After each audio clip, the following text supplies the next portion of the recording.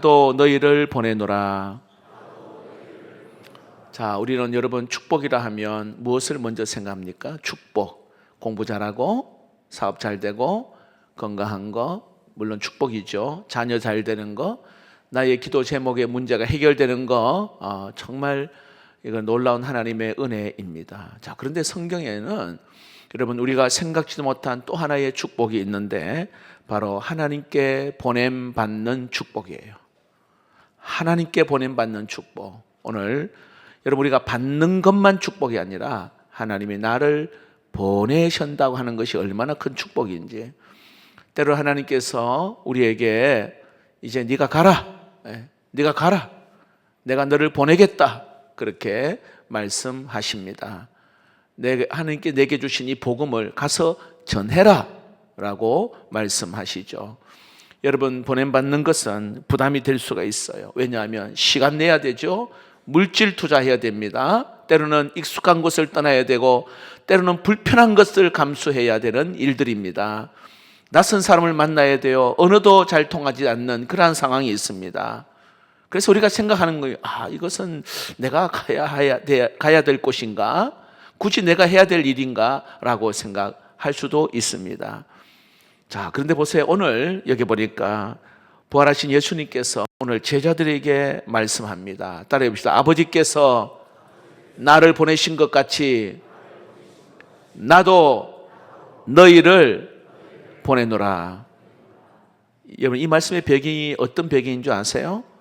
지금 제자들은요, 두려움 속에서 지금 숨어 있는 그런 상황이 오늘 본문의 내용이에요. 예수님께서 십자가에 달려 돌아가신 이후에 제자들은 유대인들이 들어와서 문을 꼭 잠그고 숨어 있는 그러한 이들의 모습입니다. 자신감이 없어요. 이들은 용기도 없습니다. 앞으로의 소망도 이들은 없습니다. 자, 그런데 제자들에게 부활하신 예수님이 오늘 이들에게 찾아오셨어요. 그리고는 하시는 말씀이 너희에게 평강이 있을지어다, 이렇게 말씀합니다. 그리고는 20절에 한번 보세요. 손과 옆구리를 보여주십니다. 부활하신 예수님이 지금 바로 앞에 서 있는 겁니다. 그리고 말씀합니다. 나도 너희를 보내노라, 이렇게 말합니다.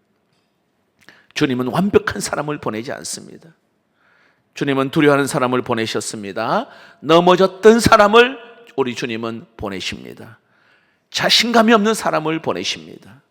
여러분, 성교에 자신감 넘치는 사람을 통해서 일하는 게 아니에요. 부활하신 예수님을 만난 사람을 통해 일하는 줄로 믿습니다. 단기 선교 여행 아닙니다. 때로는 좋은 경험을 쌓는 프로그램 중에 하나가 아니에요. 우리의 열심을 자랑하기 위한 그러한 행사도 아닙니다. 따라해 봅시다. 단기 선교는 주님의 보내심에 응답하는 것입니다. 네, 주님 내가 너를 보내노라. 여기 응답하여서 오늘 이렇게 함께 가고 있습니다. 자, 보냄받는 것이 왜 축복인가? 간단하게 두 가지로 함께 나누겠습니다. 첫 번째는요, 읽어봅시다. 시작. 하나님의 구원 사역에 직접 참여하기 때문입니다. 왜 이 보냄받음이 축복이냐? 하나님의 구원 사역에 직접 참여하기 때문에 그런 거예요. 자, 오늘 말씀에 여기에 아버지께서 나를 보내신 것 같이 이렇게 말합니다. 여러분, 예수님은 스스로 이 세상에 오신 게 아니잖아요. 성부 하나님께서 오늘 우리를 구원하시기 위해서 그 아들을 보내셨습니다. 예수님은 하늘 영광 보좌를 버리시고 이 땅에 오셨고요, 우리의 죄를 대신하여 십자가에 죽으시고 3일 만에 부활하신 줄로 믿습니다. 그래서 우리의 구원은 이렇게 예수님의 보내심에서부터 시작되었습니다. 그래서 예수님께서는 그저 순종하는 그러한 그 믿음으로 그 순종하셨기 때문에 오늘 우리를 구원하셨습니다. 그리고 우리에게 찾아오셨기 때문에 우리는 하나님의 자녀가 되었던 것입니다. 그리고는 이제 오늘 예수님께서 우리에게 말합니다. 나도 너희를 보내노라. 여러분, 성경에 보니까요, 보내시는 하나님, 그리고 또 그 보냄받은 사람들에 대한 이야기가 많이 기록되어 있어요. 보내시는 하나님, 그리고 보냄받은 일에 순종하는 사람들의 이야기가 많이 기록되어 있어요. 대표적으로 여러분 아브라함, 하나님의 아브라함이 열국의 아비로 그리고 또 믿음의 조상으로 축복의 통로로 하나님의 아브라함을 사용하시기 위해서 고향 친척 본토 아비 집을 떠나라, 갈 바를 알지 못하고 나아갔습니다. 하나님이 아브라함을 보내십니다. 요셉도 여러분 하나님이 요셉을 보내시는데 처음에는 잘 몰랐어요. 나중에 총리가 되고 나서 형들을 만난 그때에 그는 깜짝 놀랐습니다. 자, 특히 형들이 놀랬죠. 자, 형들이 이런 말을 합니다. 창세기 45장 7절 읽어봅시다. 시작. 하나님이 큰 구원으로 당신들의 생명을 보존하고 당신들의 후손을 세상에 두시려고 나를 당신들보다 먼저 보내셨나니. 요셉이 그런 말을 합니다. 나를 보내셨다, 그렇게 말합니다. 자, 모세도 여러분 하나님의 보내심을 받고 애굽으로 갑니다. 출애굽기 3장 10절 말씀 우리 한번 읽어볼까요? 시작. 이제 내가 너를 바로에게 보내어 너에게 내 백성 이스라엘 자손을 애굽에서 인도하여 내게 하리라. 하나님이 모세를 보내십니다. 성경에 수많은 선지자들을 하나님이 보내셔요. 이사야, 에스겔, 에레미야. 특별히 여러분 에레미야 1장 7절에 에레미야에게 이렇게 말합니다. 읽어봅시다. 시작. 여호와께서 내게 이르시되 너는 아이라 말하지 말고 내가 너를 누구에게 보내든지 너는 가며 내가 내게 무엇을 명령하든지 너는 말할지니라. 할렐루야. 야, 하나님이 에레미야를 보내셨다, 그렇게 이야기합니다. 구약만 있는 것이 아니라 신약에도 역시 대표적인 사람이 바로 인물이 예수님입니다. 오늘 좀 전에 그 예수님. 자, 더 구체적으로 요한일서 4장 9절에 이렇게 말합니다. 읽어봅시다. 시작.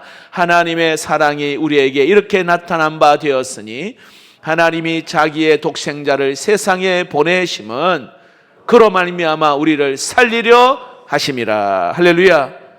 자, 하나님이 독생자를 보내신 것은 우리를 살리려 하심이라, 그렇게 말합니다. 신약에 계속해서 바울을 보내십니다. 디모데를 보냅니다. 디도를 보내십니다. 그렇죠? 수많은 하나님의 동력자를 보내십니다. 그리고 그 구원의 역사가 흘러 오늘 이 자리까지 오게 된 겁니다. 오늘 이 자리에 우리가 그 일에 동참하게 된 겁니다. 여러분, 예수님께서 오신 지 2000년 전이 지났는데도 지금 이 순간에도 여러분 구원의 손길을 기다리고 있는 사람들이 많이 있습니다. 선교단체의 통계가 조금씩 다르지만 아직까지 복음을 듣지 못한 사람이 전 세계의 한 30% 정도 된다고, 이 미전도 종족이라 그렇게 말합니다. 오늘 이들을 구원하기 위해서 오늘 하나님께서는 여전히 하나님의 사람을 보내고 계십니다. 오늘 그 역사에 오늘 단기 선교팀이 이렇게 동참하게 된 겁니다. 이것이 여러분 축복이 아니고 무엇이겠습니까? 여러분, 내가 하나님의 자녀가 되었단 말이에요. 그러면 이 성경에 하나님이 명령하시고 하나님 말씀하신 것에 우리가 조금이라도 반응하고 여기에 순종하는 거 얼마나 큰 일인지 모릅니다. 저는 우리 단기 선교로 가고 보내는 일에 참여하는 것 먼저 하나님의 나라와 의를 구하는 일이라 저는 확실하게 믿고 있어요. 단기 선교로 보내고 가는 일, 너는 먼저 그의 나라와 그 의를 구하라, 그 말씀에 우리는 그대로 순종하는 모습입니다. 여러분, 단기 선교에 동참하는 분들 물질의 여유가 있어서 그렇게 후원하는 거 아닙니다. 시간이 남아서 이 일에 함께 동참하는 거 아니잖아요. 오히려 반대로 도저히 갈 형편이 안 되는데도 하나님께서 그 어려운 문제를 잘 해결하여서 이렇게 함께 가는 분들이 있습니다. 제가 오늘 어떤 분의 이야기 들었는데 선교 훈련 중에 아버지가 뇌졸중으로 쓰러져서 병원에 입원하는 분도 있더라고요. 그래서 깜짝 놀라 병원에 있다니까 달려간 거죠. 아버지가 뇌졸중으로. 그래서 제가 기도해 드렸어요. 하나님, 이 일로 인하여서 그 아버지가, 가족들이 예수를 만난다면 얼마나 기쁜 일일까. 회사 부서 이동으로 휴가 낼 수 없는 상황인데 이 선교를 위해서 기도할 때에 그 회사 선배가 그 업무를 자기가 대신해 주겠다고, 그리고는 갔다 오라고, 그리고 함께 가는 분도 있습니다. 회사 휴가가 맞지 않는데 선교를 꼭 하고 싶은 마음에 회사에 요청한 결과 또 갈 수 있게 된 분도 있습니다. 직장이 이렇게 이동이 되어서 일정이 도저히 나오지 않는데 선교팀들이 함께 기도하는 가운데 또 그 일정이 만들어지는 거, 이게 얼마나 큰 은혜예요. 가기 전부터 참 여러 가지 갈등이 있는 분도 있을 것입니다. 야, 내가 괜히 이 선교에 신청을 해가지고 관계도 힘들고 어렵고. 자, 그런데 여러분, 이 모든 일에 우리가 갈 수 있는, 가야 되는 이유 중에 딱 하나가 오늘 말씀이에요. 아버지가 나를 보내신 것 같이 나도 너희를 보내노라. 이 말씀에 순종하는 마음으로 오늘 일에 동참하는 줄로 믿습니다. 하나님은 우리의 모든 형편과 사정을 다 잘 알고 계시는 분이에요. 그리고 우리의 필요를 또 채우시고, 그리고 여러분 갈망하고 갈급한 마음으로 내가 이번에 결단코 은혜받고 와야 되겠다, 정말 하나님을 깊이 만나고 와야 되겠다, 이런 마음을 가지고 여러분 동참하는 사람 하나님 반드시 찾아와 주실 줄로 믿습니다. 그래서 여러분 따라해 봅시다. 단기 선교는 축복입니다. 우리 보내는 분도 작은 것이지만 이것을 하나님 앞에 드릴 때 이 물질이 꼭 필요한 곳에 이렇게 흘러가는 것, 이것이 축복의 통로가 되는 것입니다. 한 가지 더 말씀드립니다. 보냄받는 것이 왜 축복입니까? 따라해 봅시다. 다시 돌아오지 않는 한정판이기 때문입니다.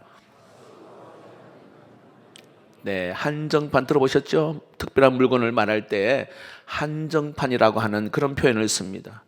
수량이 딱 정해져 있습니다. 그렇죠? 판매 기간이 딱 정해져 있습니다. 근데 기회를 놓치면은 다시 구할 수가 없는 거예요. 단기 선교가 그런 면에서 한정판 축복이 아닌가 생각되어집니다. 왜 그러냐면 2026년이라는 이 시간은 한정되어 있어요. 다시 오지 않는 거예요. 2026년 7월, 8월 다시 오지 않습니다. 여러분 언제까지 건강하게 있을 수 있을까요? 언제까지 여러분 같은 형편에 있을 수 있나요? 지금은 갈 수 있지만 나중에 갈 수 없는 상황도 생기고, 지금은 시간은 있지만 나중에는 다른 일을 생기는 일도 있습니다. 지금 만나는 사람이 다음에는 만나지 못할 수도 있습니다. 여러분 10분 후에 일을 아는 사람 여기 누가 있겠습니까? 주님이 언제 오실지도 모릅니다. 여러분 주님 오시고 나서 새 하늘과 새 땅이 이렇게 우리가 가게 되잖아요. 근데 거기 가서 할 수 없는 일이 뭔지 아세요? 새 하늘 새 땅에 가서 할 수 없는 일, 선교입니다. 선교. 전도 할 수 없어요. 왜 그래요? 여러분 천국에는 선교가 필요 없잖아요. 전도가 필요 없어요. 다 믿는 사람이 있는데 거기에 무슨 선교와 전도가 있습니까? 오직 이 땅에서만 바로 선교가 필요한 것입니다. 그래서 2026년은 다시 돌아오지 않는 한정판 축복이에요. 2026년도 가든지 보내든지 기도하면서 이렇게 후원하고 기도로 때로는 기도하면서 그곳에 가는 여러분들 한정판의 축복이 있기를 축복합니다. 여러분 물건 중에도 한정판은 아주 가치가 크잖아요.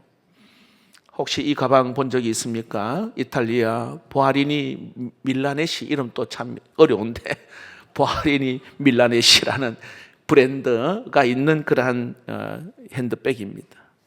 이렇게 푸른 광택이 있는, 이건 악어 가죽이고요. 여기에 화이트 골드로 만든 이게 나비 문양의 10개가 이렇게 장식이 되어 있잖아요. 근데 이 네 개는요 다이아몬드로 만들어졌고요. 또 사파이어가 있고, 그리고 원석 이름이 파라이바 토르말린이라고 하는 이름도 처음 듣는 일인데 3마리가 그거로 만들어졌어요. 130캘럿으로 보석이 되어 있는데 딱 3개만 한정판으로 만들어졌다고 합니다. 3개만. 근데 한 개 만드는데 6개월이 걸린대요. 6개월. 가격이 78억입니다. 78억. 중요한 것은 여러분, 만약에 여기에 내가 가지고 오진 않았지만 이 핸드백을 여기에 딱 놓고 제일 먼저 오는 사람 임자입니다. 내가 주겠다. 자, 여기 78억짜리 핸드백이 있는데 제일 먼저 달려오는 사람 주겠다.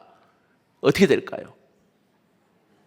난리 나죠. 막 예? 완전히 뭐 그냥 말 그대로 예? 아수라장이 될 겁니다. 2층인 사람 아마 뛰어내릴 겁니다. 아마. 야, 제일 먼저 오는 사람 78억. 예? 이거 핸드백 준다 하면 정신없죠, 여러분. 무조건 뛰어옵니다. 모든 장애물을 제치고 예? 번개같이 올 겁니다. 제가 왜 이 말씀하는 거 아니냐면 여러분, 이건 어마어마한 가치가 있는 한정판이잖아요. 그런데 여러분, 78억의 이 한정판 가방보다 더 귀한 게 뭔지 알아요? 이 복음을 전할 수 있는 아니, 다시 말하면 구원을 받는다고 하는 거. 여러분, 78억하고 구원하고 바꿀 수 있습니까? 여러분? 어떤 선교사님은요, 인생이 잘 나가는 그 인생을요, 오직 복음 선교하는 일에 모두가 다 접어두고 그 일에 뛰어드는 사람이 있어요. 가치로 평가할 수가 없는 거예요.